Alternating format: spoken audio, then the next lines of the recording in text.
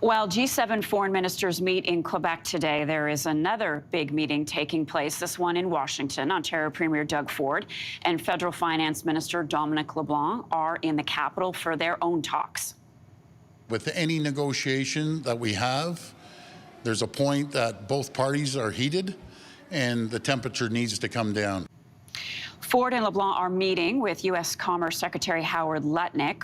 Ford says Lutnick has extended an olive branch, and that is why Ontario dropped its electricity surcharges, and the Trump administration dropped some retaliatory tariffs on steel and aluminum.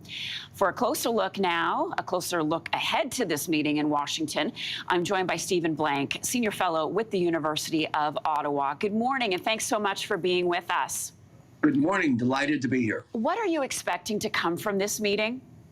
More talk, more back and forth, but nothing like a final decision, because Mr. Trump's people don't make final decisions.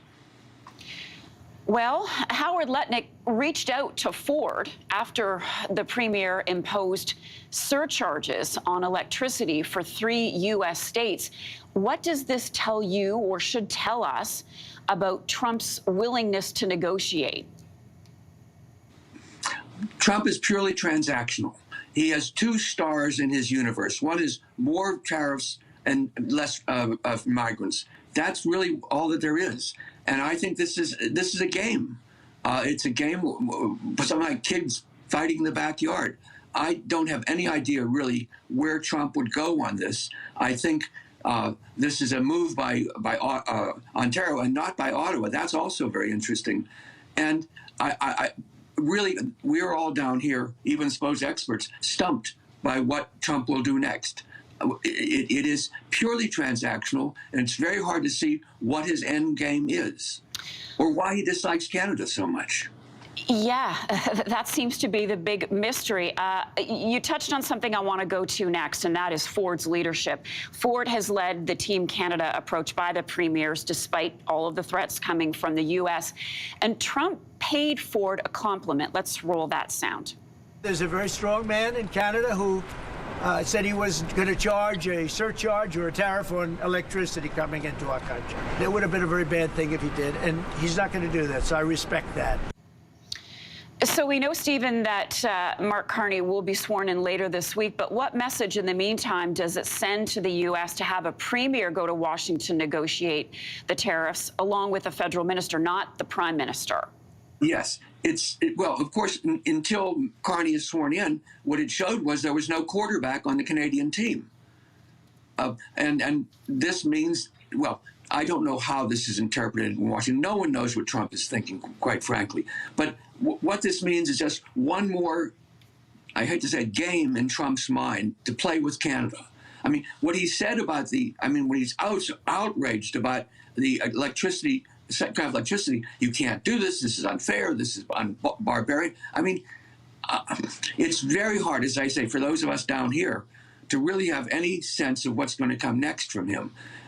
It is hardly, it just doesn't seem likely that he will press on with the worst of his threats on Canada, but frankly, I don't know. It'll be interesting to see how Ford slides over to Carney on this and gives Carney the leadership and how that relationship works out. I don't know that Trump has ever met Carney, and Carney will be a very tough guy. He's a serious, no-nonsense fellow, and it will be that first exchange will be interesting. Yeah, but I don't see anything very serious or very fundamental coming out of this talk between Ford and in Washington, honestly. Yeah, and it's notable that Ford seems more closely aligned right now with the Liberals and Mark Carney than with the federal Conservatives. But I do want to get to one last point with you, and that is around the understanding of these tariffs. The markets have reacted.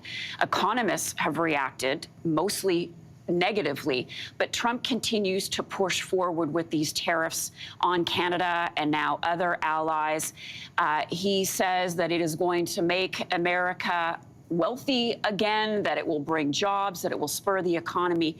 Is there any rationale behind this decision of imposing tariffs? Is there something that perhaps, Stephen, the rest of us are missing? No, 2 things. I think tariffs generally, there's a role for tariffs, infant industries, a whole bunch of stuff. But tariffs in North America make no sense. We have NAFTA. We created a remarkable instrument of sovereign nations sharing economic space.